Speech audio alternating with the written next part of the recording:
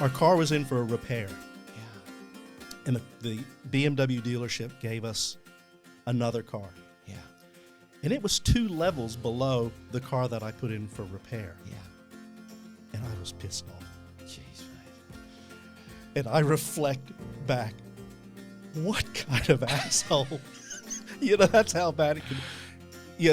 But only, I could have continued on that pathway of importance, self-importance, not self-awareness, self-importance. Well, what a moment of ego.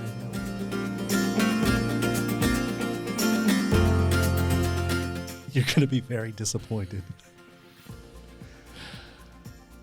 I have to keep trying to improve every day. No, that's not disappointment at all. No, you know why it's not? Because the phrase every day is the key. Yep. Because you didn't say, I just have to improve. No, Bernie, it has to be a daily mission. A mission to keep on investigating and exploring and be happy with incremental improvements, because the incremental improvement I make tomorrow and on Saturday and on Sunday and on Monday, add all those up, are going to determine where I'll be 6 months from now.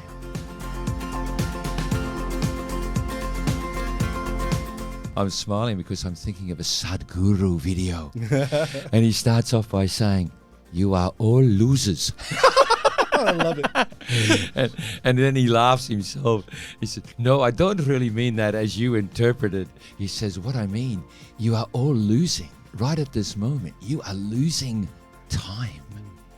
And you must recognize that it's the greatest loss, because time is all you have to maximize the moment now and to maximize life, right now." Yeah. He says, you must treasure time. Do not lose time idly.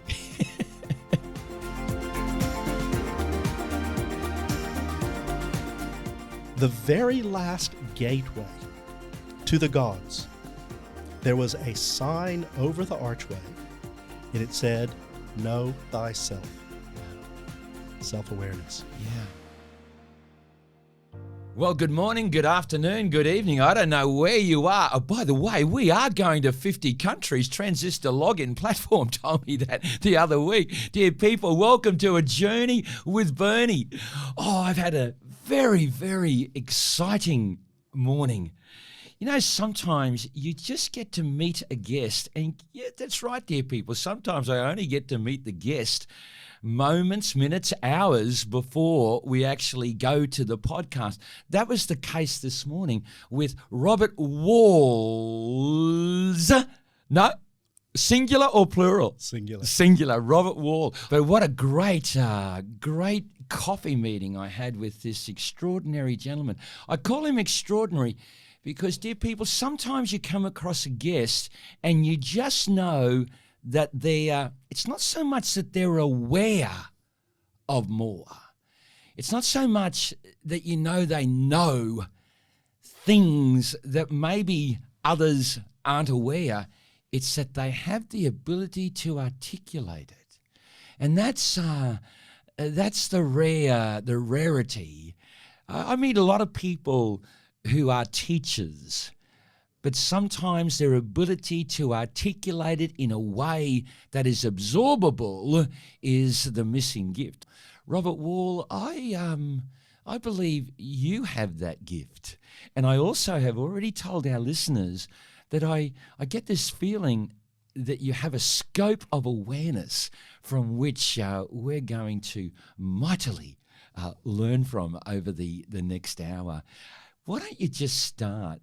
Tell us about your business. Tell us about who you are in the current day. Well, firstly, Bernie, I want to tell you I'm very afraid. You just pull things out of people that they haven't even thought about for years. In a very short period of time, you've just been extracting my brain and taking me to places that sometimes are quite frightening. Can I ask you a funny question? Sure. No, I don't want to lose track on the question I asked you about what you actually do.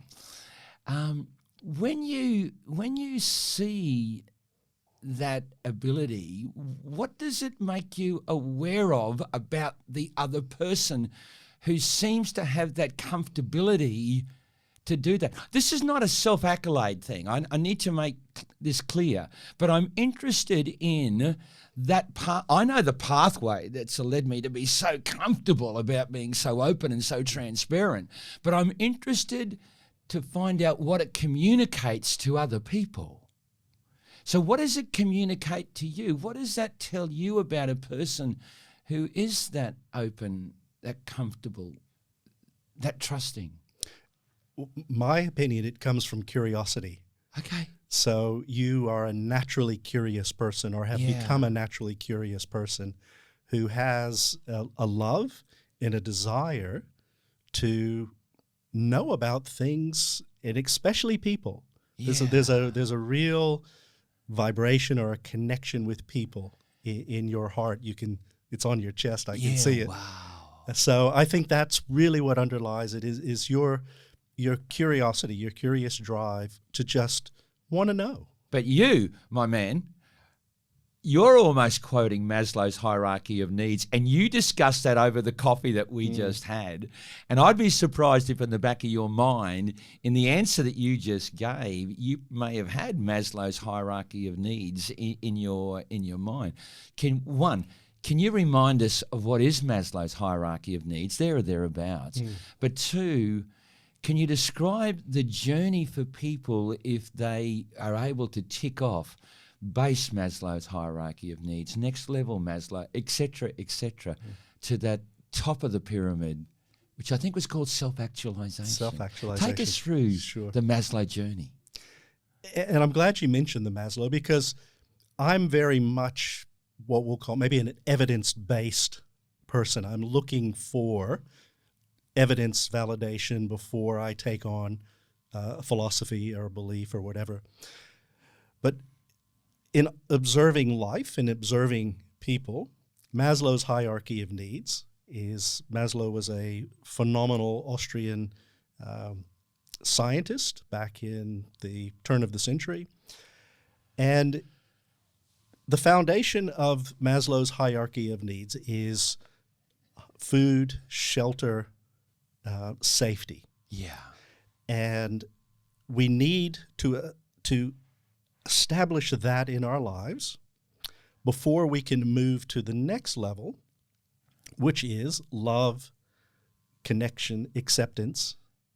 Okay? Belonging and community. Belonging in community. Yeah. Okay? So if we're occupied with survival, we really can't put a lot of our thought and energy into that next level. That makes sense. Yeah.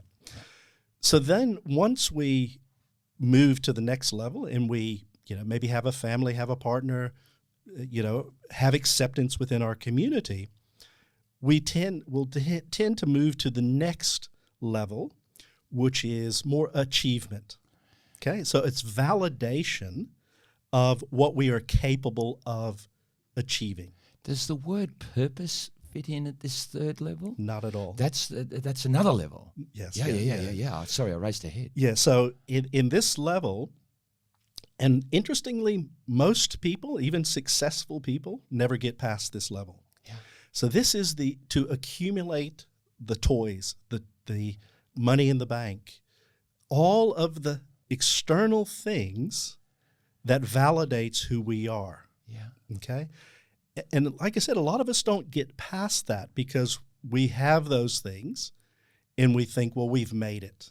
I've got the house, I've got the car, I've got TikTok followers, whatever it might be. Yeah. Now, you said that most people don't go past that level. Are you prepared to put a percentage on it, even if it's a gut level one? I would at least put it in the 80 percentile. Wow, okay. I would. I mean, you just look at society today. Where is all the energy going? Yeah. It's into this. And in advertising, everything is centered around feeding this level. So therefore, by osmosis, you're suggesting that there's only about 20% of people who go above this level, which might be levels in which Maslow is suggesting we maximize life at the higher levels, but only 20% are moving into that realm. Well, the next realm is that realization that these things don't matter. So let's go through the first three levels so we can realize they don't matter. Well, no, survival matters, like food, shelter, but this level of external validation doesn't matter. It doesn't equal happiness. Yeah. So the next level, you move towards wanting to share what you know to help other people. So you become a teacher. Yeah. You become, the prophet, whatever it might be. But in your vein, this is coming from love, not not validation. Can I actually validate that with you? Because my experience is I've been a coach all my life. Now, I think I can honestly say that I've felt that was my calling. But I also know that there have been experiences, particularly in the past, where I've also wondered what I have the right to coach. and I took on persona in which who I felt I was and what I was offering was at odds. Here's the interesting thing. I no longer feel that separation.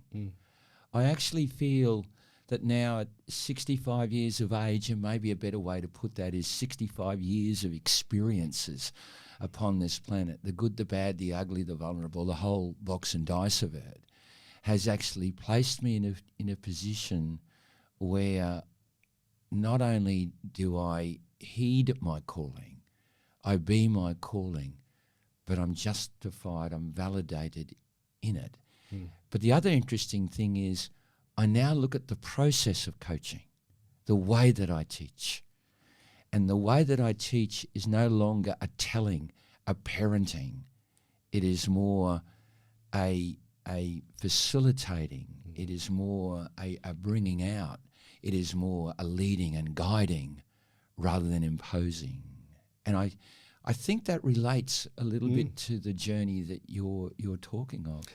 Well, that's right, because now we're talking about sharing the knowledge and information. Yeah. But, so this is, it's not about me. Yeah. It's about how I can help and share with others. But there is a lot of teaching and telling in this stage.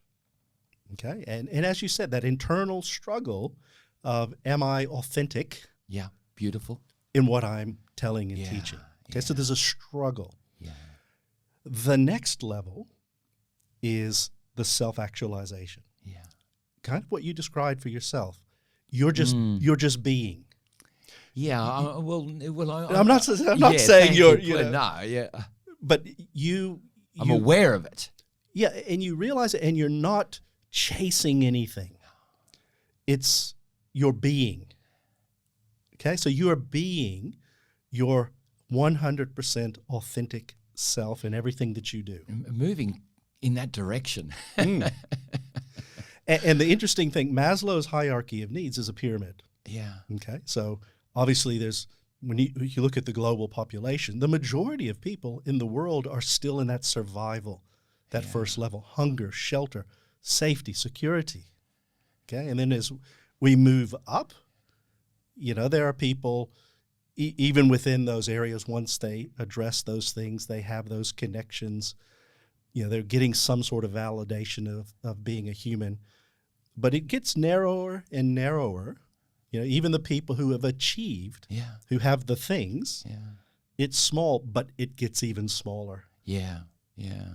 That's what I said. Probably, 20% are in that level of realization where it's time for me to share Yeah. what I know instead of seeking and searching for more.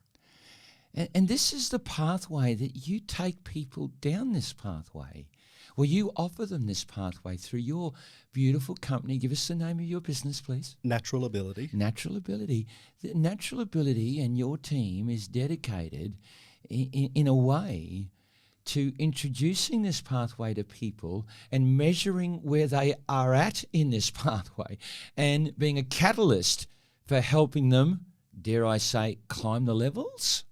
Tell us more. Yes and no. I mean, what we're really about is self-awareness. Yeah. And a great, self-awareness is to understand, who you are, your strengths and weaknesses, how you impact and affect other people around you. It's a 360-degree awareness of who you are, your capabilities, how you impact others, preferences, personality, etc. Actually, I know you're into personal development. And one of the very first personal development messages was the ancient Greeks. The Oracle of Delphi was the temple to the gods. Yeah. And only the self-actualized priest could enter this temple. And then they would go through different rooms, stages, to achieve a particular challenge, task. Yeah.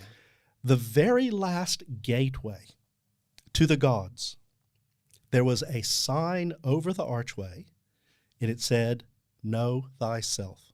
Yeah. Self-awareness. Yeah. And I just think that's so powerful. Now, we've lost sight of all of that and the importance of it through our, marketing, merchandising, materialistic world.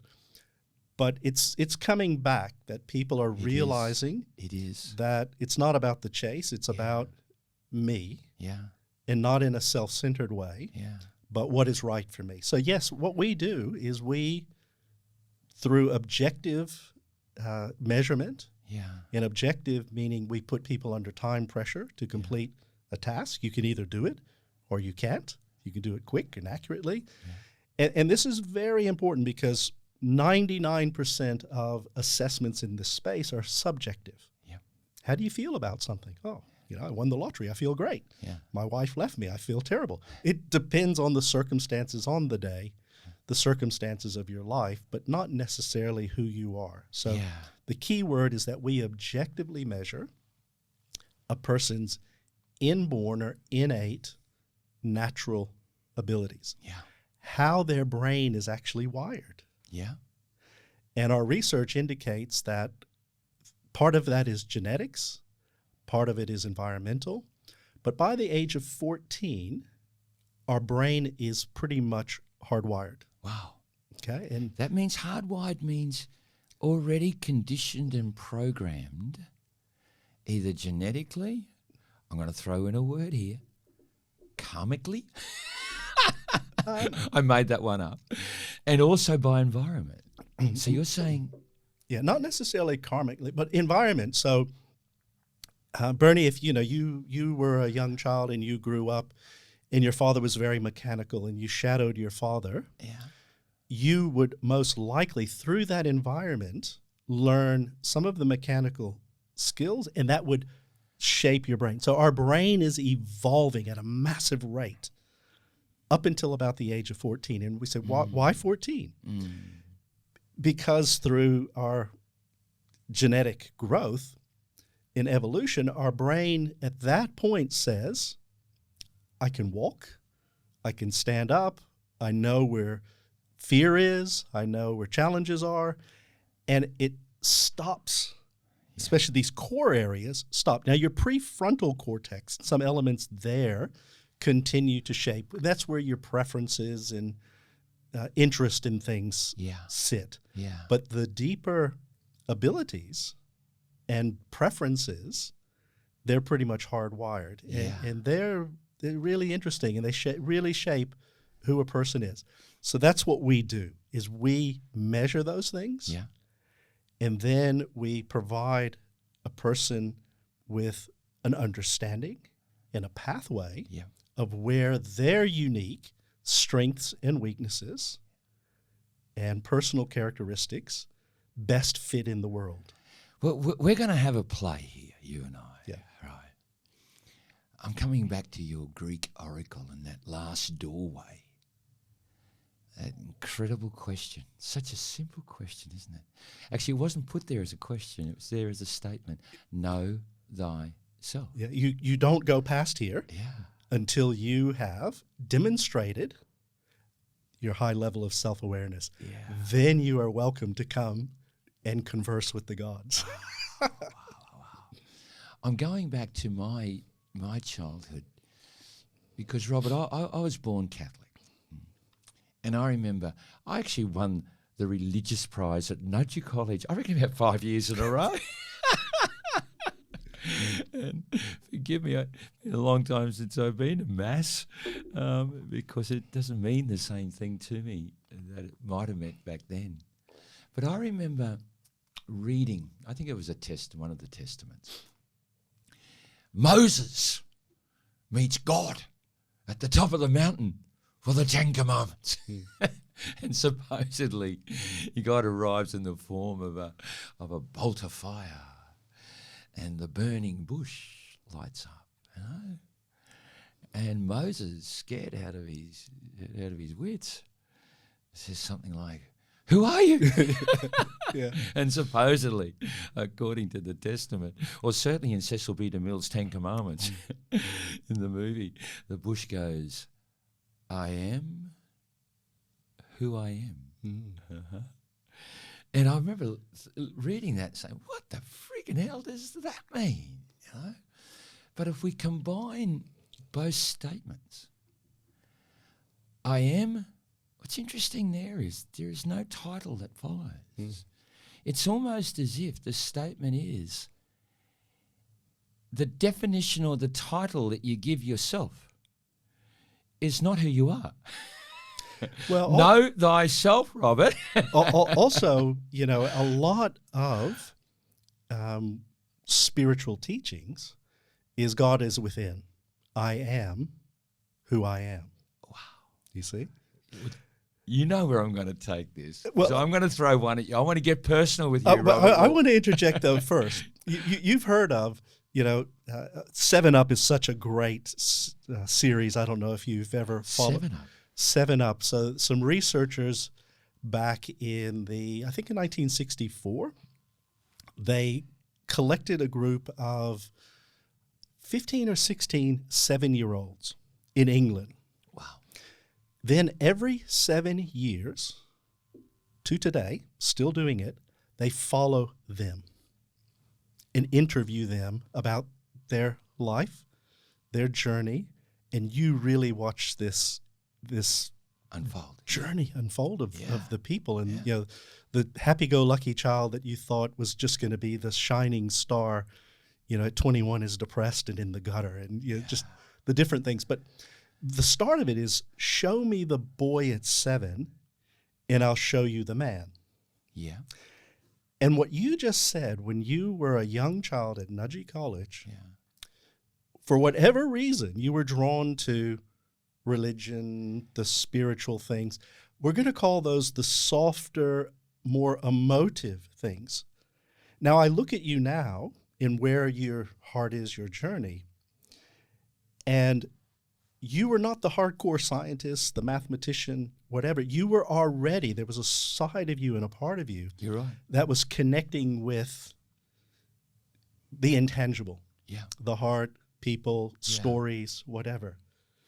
So Bernie, the boy at 7, is the man. And that's kind of what we're talking about. We can look at these things in a person, and you can obviously not predict their pathway, because the pathway, you know, is thrown with curves and all kinds of things.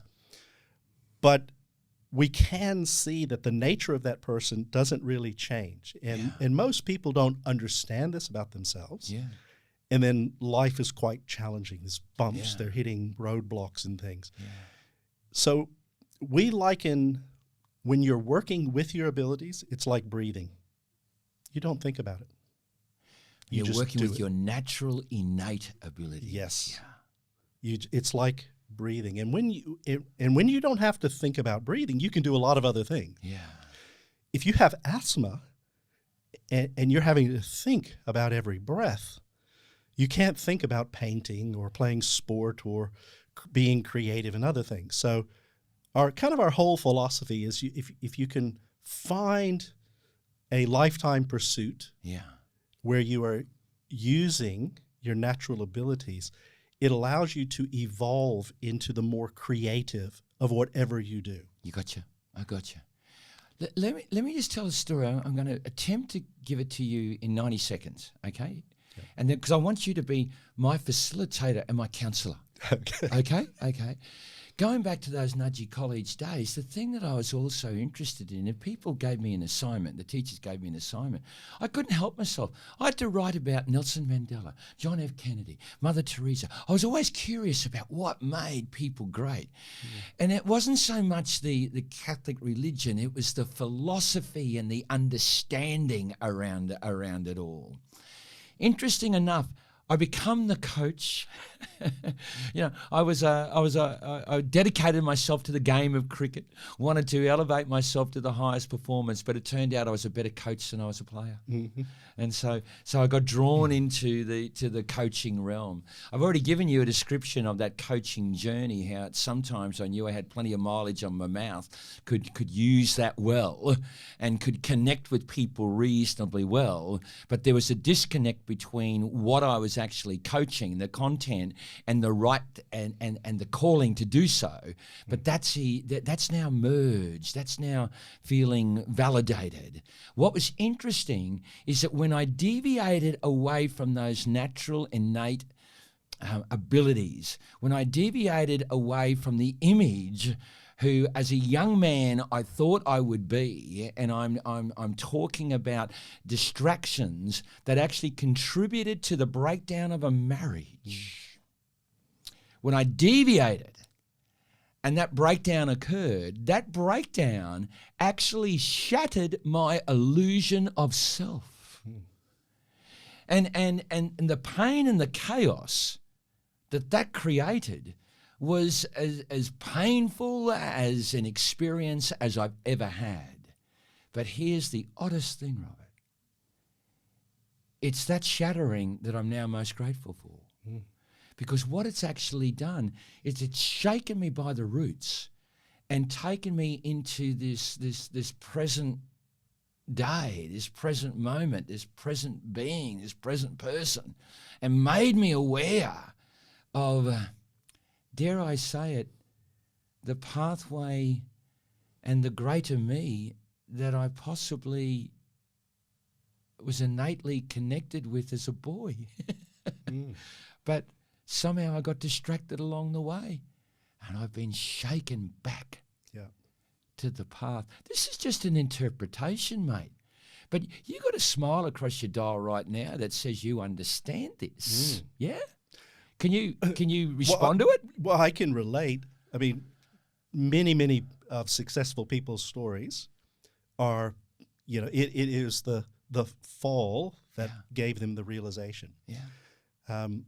And I can recall a time, when I was high flying. I was on, magazine covers, newspapers, the whole thing. And, I can remember our car was in for a repair. Yeah. And the BMW dealership gave us another car. Yeah. And it was 2 levels below the car that I put in for repair. Yeah. And I was pissed off. Jeez, mate. And I reflect back, what kind of asshole? That's how bad it can be. But only, I could have continued on that pathway of importance, self-importance, not self-awareness, self-importance. Well, what a moment of ego that was. Oh, absolutely. And I shudder to the thought of who that person was. And again, like you, challenges is what I'm so grateful for to shape who I am today. The power of ego. Dear people, people, this is not an interruption to the podcast. It is a beautiful invitation for you to join A Journey with Bernie, April 2024 in Nepal, to experience Kathmandu, Kagandra Vocational School for 550 disabled children, and of course, the enormous, the magnificent Himalayas. The spirit of Nepal will invade your soul, the peace and the calm of the people. It's not something you can just get anywhere. You will learn so much from your experiences around Kathmandu, and of course, that mighty adventure, that wonderful, glorious trek to the magnificent Himalayas, where you will have a first-hand encounter with Sagarmatha, Mother Goddess herself, Mount Everest. Dear people, this is unforgettable. This is an experience that will invade every fiber of your body. It is not possible to return as the same person that left. +61 412 982 444. Text me, dear people. Text me on that number and I will have an information kit to you. Your private invitation to join us in April 2024. Nepal is calling you.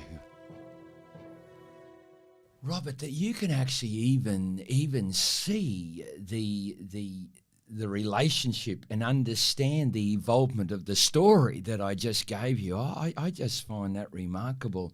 And I'm sure for our listeners, your message there is, know the little boy or know the little girl and her dreams or his dreams, and you may be getting a forecast to what evolves as the man or the woman. Yeah. Actually, let me share the story of how we got into this. So my wife was doing a psychology course, and she needed a change program, a program that you would introduce into a government or an institution or something like that. She asked me, do you have any ideas? And then I reflected back. My parents sent me away for a weekend in, I think, Atlanta, Georgia, when I was 15 or 16. And I went into this lab and took all of these tests and things. And this was the research lab of where our information, the background, comes from. So I said, I did this really fascinating thing when I was in high school. Maybe it's something that, we can just write a paper. And again, I'm imagining this. That could be done in schools. It would really help kids. I didn't get much out of it because I didn't know much about it at the time, and my parents didn't validate it. And it was a research center, so they didn't provide me tools. They were just really gleaming information. So I searched and found where I could get our son tested. And he was... I think it was in year 10 or 11. And he was just a very average student, disengaged with school. And he went to an excellent school, but just wasn't engaged. For whatever reason, it wasn't his place. And, we're at that crossroad of, does he go out and do something else? What do you do? So anyway, we had him tested. And again, my background is business. My wife is, education, et cetera, et cetera. So his results came back that he was naturally gifted in artistic, creative design and music. Yeah. Neither of us have any musical abilities or artistic abilities. He said, I feel for the very first time somebody knows exactly what's going on inside my head. Like, wow. It was wow. Yeah. So we, at the time, wanted him to participate in what was called a student for a semester program at Bonn University. Yeah. So this is where a high school student goes in, takes a normal university level course, and, they get a credit and get automatic entry into the thing if they pass. Again, we were thinking, I'll do a business course because that's my background. Well, after this, we said, have a look and see what interests you. And he goes, multimedia design. So he goes there, loves it because he can wear whatever he wants. He doesn't have to wear a uniform, wear his hair however he wants. And there's a whole reason for this. But he goes there and he gets a high distinction and a university level course without even trying, he said. Yeah. Because it just fit so naturally into who he was. Yeah. Okay. So now let's project forward. He ends up going to Bond. He does his multimedia design degree in 2 years. Said it was so easy. Okay. In his second year at Bond, he forms a band. He and his bandmate go to number 1 in the unearthed punk charts. Right? Now, I had never heard him sing since maybe he was 4 or 5 years old. Right. He didn't play any, he did dabble with the drums, and we forced him into playing saxophone when he was little and different things, but he was not musical. Well, now he's a lead guitarist and lead vocalist and songwriter in this band that records 6 albums, does world tours, is, just phenomenal success from nothing. And now, that ran for about 10 or 12 years. And now he is a high fashion photographer. He's, in the last 12 months, he's been taken to the Baja Peninsula in Mexico, Rome, Egypt, to do fashion shoots. Yeah, he's making, I don't know, $3,000, $4,000, $5,000 a day. And every breath of his existence is centered around creativity, design, art. He is just living himself. The day my wife and I, my son, when he early started this band, he didn't want us to see it because he thought probably we were going to criticize him. And we went to this club and we mingled with him a little bit, and there were people all over the place.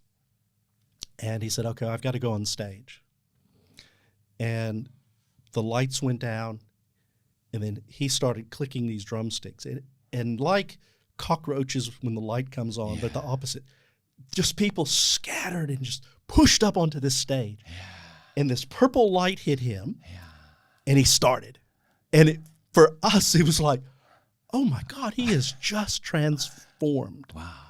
And we became his greatest fan. And quit telling him what he should do and trying to, and just said, how can we support you? But I hear you saying that. Seek to support. You did say on the basis of after you've maybe assisted them through tools like you've got to offer. By the way, is that tool available online to any parent? Globally. So I've got a parent here listening from London, and that parent you better mention to it, where online can they go? Naturalability.com.au.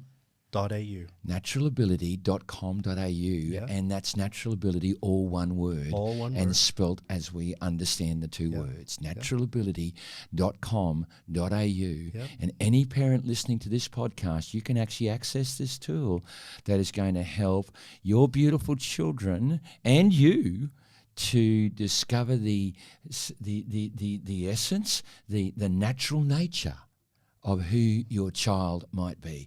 And then you're suggesting, Robert, the big call is support that pathway. Wow. The negative is impatience. Judgmental. People do not want to connect with you because they can sense just in your little bit of communication, if you don't manage it. Okay, you have to, with any of these things, you can develop compensating skills, but it's when you're in the heat of battle, when your natural state comes out. so my youngest daughter and I are somewhat the same in this. My wife is the complete opposite.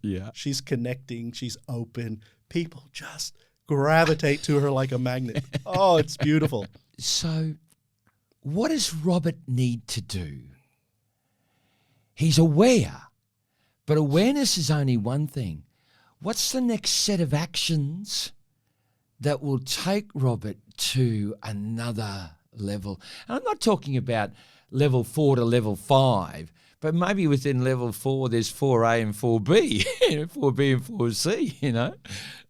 Oh, so Robert, irrespective of the journey, that beautiful description that you just gave of who you are, but if for a moment we can picture what self-actualization might look like, you know, what are its ingredients when Robert reaches a self-actualized human being, what action do you need to take from how you see yourself now to becoming that self-actualized being? I've identified what is important that I want to share. Yeah. I'm currently limited and frustrated with being able to convey the importance of this where other people will take it on a large scale. I deeply believe self-awareness is one of the foundational keys to happiness. Yeah. Nobody is walking around saying, I wish I was more self-aware. Yeah. So there's in society, there's not an itch that I have to scratch. So that's very frustrating because I'll knock on a door. You know, for example, I'll go into a school and saying, there is nothing like this. This is probably the most important thing you could do. If you dedicated 2 to 3 days in a student's educational journey to just this, their future pathway will be dramatically different than the bumpy road that they are most likely going to go down, of which most of us do. Yeah. And that's okay. I mean, you know, yes, we can learn along the way, and we do learn a lot. But this isn't about, okay, well, you're on the bullet train and you don't see any of the scenery on the side. No, you're still going to experience life. Absolutely. But as I mentioned, when you are utilizing your natural abilities, it's like breathing. Yeah. So you're not thinking about the grind. You don't have the anxiety and depression and all of those things that goes with that disconnect. You remember you talked about in your journey, the happy boy, religious reward. Yeah. Then you went down a path and it wasn't you. Yeah. Whatever was in connecting with Didn't even realize that it was a growing disconnect. Exactly. Yeah. And then, you know, fortunately in your case, the shift happened. It was forced upon you. Yeah. Of which it's forced on a lot of people. But imagine if you came out of the gate and you're not doing what you're doing now, but maybe coaching, helping, connecting, and it's so natural to you that you're going to see opportunities, see connections, see other things that when you're paying attention to breathing, you won't see. Yeah. That then helps you grow and expand expand yourself as a person and maybe come to a quicker understanding of why you're here and what you're wired to do. Yeah. I'm not letting you off the hook. My question was, and I'm going to reframe it now, and you've only got a single sentence. What action does Robert Wall need to take his beautiful perception of all his gifts and his awarenesses and his knowledge? He's got that, but he also has a vision of what the self-actualized Robert looks like. And he needs to take an action to move in that direction. In a single sentence, what is that action? You're going to be very disappointed. I have to keep trying to improve every day. No, that's not disappointment at all. No, you know why it's not? Because the phrase every day is the key. Yep.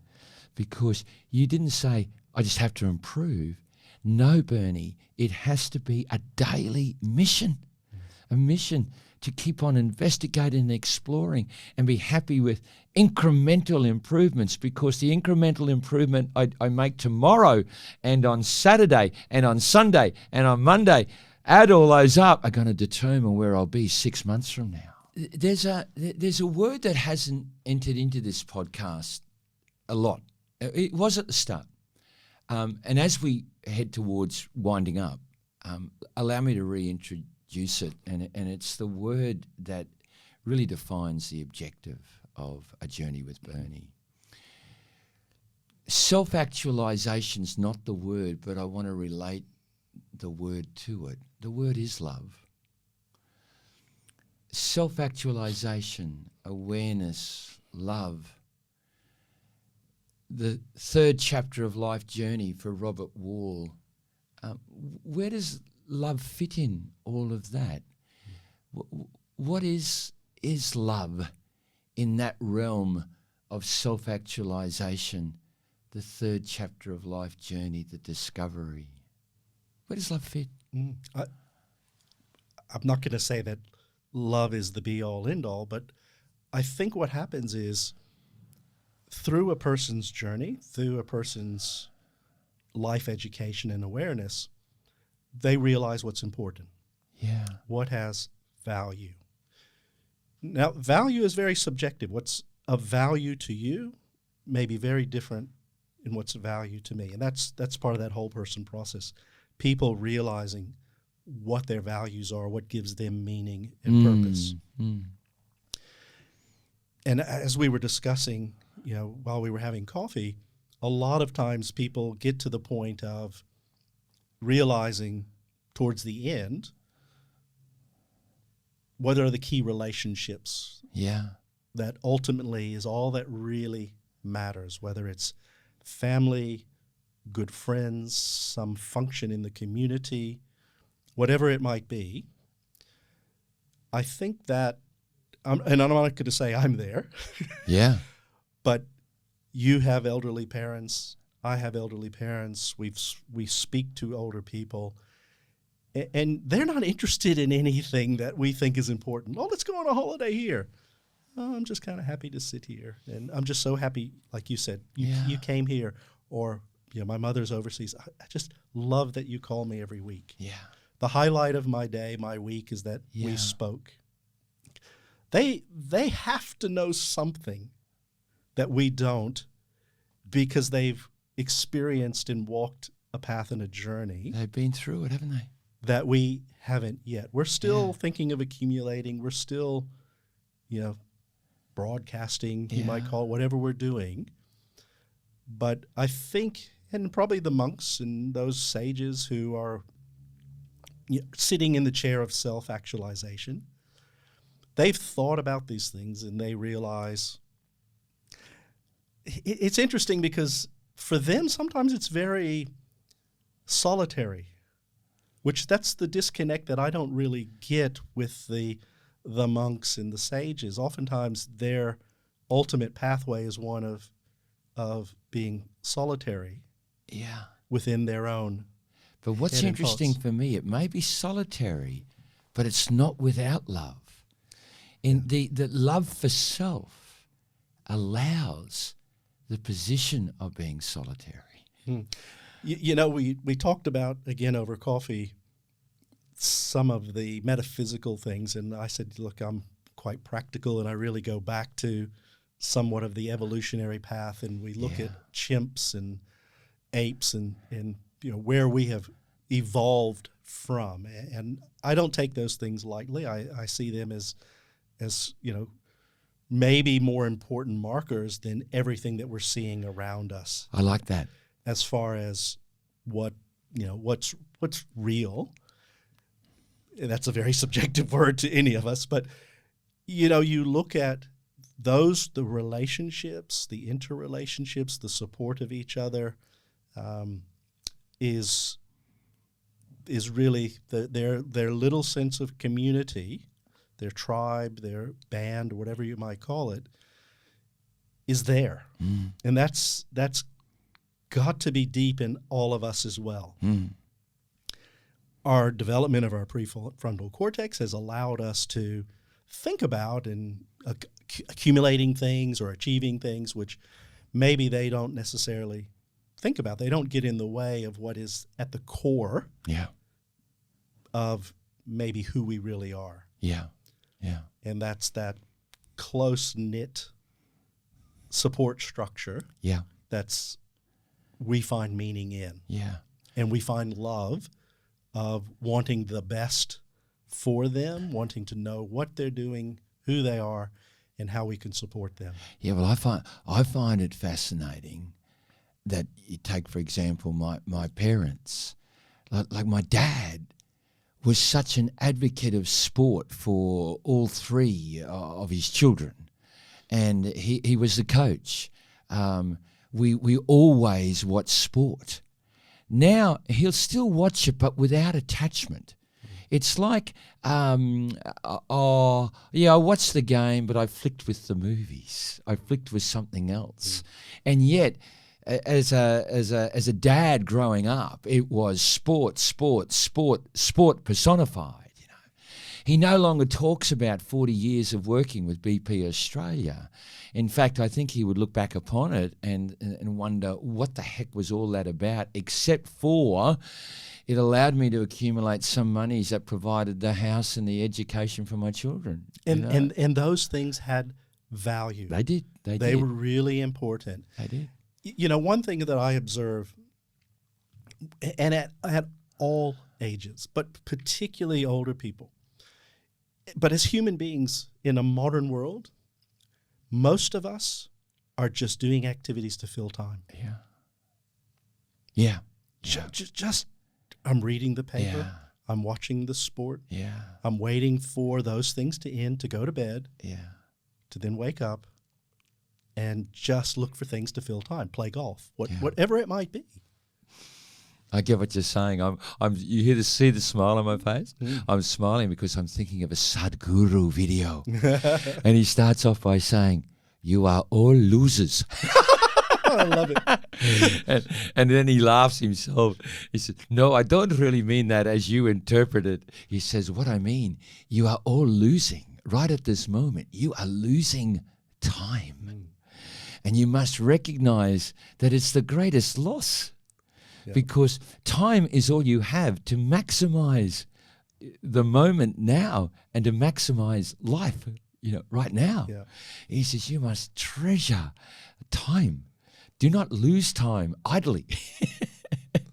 And that's Seek so true. to maximize life in every moment. And what that comes down to is people don't clearly know their values. They don't clearly know their interest. And they don't know what has importance and value of which they can actively engage in doing those things, which will give them more of a sense of meaning and purpose. Well, Robert Wall, what a fascinating discussion this has been. I think the inference that so much of who we are can actually be seen through a lens if that lens is focused on that first 14 years. There's a lot in that first 14 years of who we are as a young person that might be able to, I don't like this word, but to some degree forecast the innateness, the essence of who we are and have some definition and description of who we might be later on in life. I think that was just a piece of gold. Huh? It's the cumulative results of the 14 years. What's happening in those 14 years, and this is a tip to parents, you still can, in that period, do some incredible things to shape your child's brain. Artistically, musically, whatever it might be. The brain, is still evolving. That's what we're saying. You're part genetic. You're part of the environmental evolutionary pathway. And most people, and this is from our research, their brain hardwires, locks in, says, I've got the road maps, Yeah. and I'm going to follow those roads for the rest of my life. Yeah. But also how wonderful at the other end of the scale, we could even spend some time talking about our beautiful elderly who so many of them seem to get to that wonderful stage of life where the only thing that actually mattered to them was, I call it love, but they may say it in words like my family, the people that are closest to me. But it's a recognition that the love that surrounds them, the love that they created, the love that they manufactured, perhaps in hindsight, as everything else just chipped away. Yeah. You know, okay, my work was important at a time, but in hindsight, I wondered why I spent 40 years working for BP Australia. Why did I do all that for Australia Post? I know there were some benefits, etc., etc. But at the end of the day, for many of our elderly, love is all there is. And I think that's the key, is that people reflect and go, what's lasted? Yeah. What's lasted is what's important. As you said, chipped away. Let's say that there's some sort of core.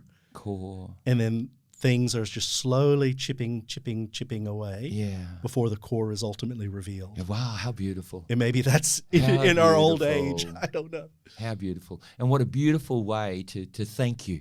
Thank you ever so much for being part of this and sharing your wonderful coaching work with schools and organisations. Just remind us again, please, naturalability.com.au. That's it. That's where we can go to learn. I'm going to go and look up that profile. I think I need to do that profile for myself.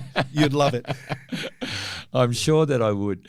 Robert, and directly, if they just put Robert at naturalability.com.au, they've got your email. They'll email directly to me. Well, Robert Wall, thank you ever so much. I'm not quite sure what number episode this is, but it's right up there. And I really do appreciate your time and all your thoughts and a beautiful, beautiful discussion. And thank you on behalf of naturalability.com. Incorrect. A Journey with Bernie. Stop promoting yourself as my podcast over here. A Journey with Bernie. Cheers, Robert. Thank you very much. Thank you, dear listeners. Love you all. Cheers. Bye. Bye-bye. Well, dear listeners, what did you think of that? Personally, I absolutely loved it. Now, what did I love about it? I just love that every story of our guest just lends itself for us identifying more actions and strategies, routines, disciplines on how you and I can become a more loving human being, one that can generate greater inner happiness within ourselves. Why? Let's bring meaning, greater meaning to our humble and beautiful lives. Now, I need you to spread the love with me. Are you in it with me? Because all you have to do is please press the follow button. What about subscriber? I need you to share these with your good friends and family. And I need your feedback, because I'm looking you in the eyes and I'm saying I am dedicated to taking this podcast to be absolutely world class. Why? I just want more people to embrace this beautiful game called life. Why not? Unless you believe in reincarnation, we're only getting one chance. Let's maximize it.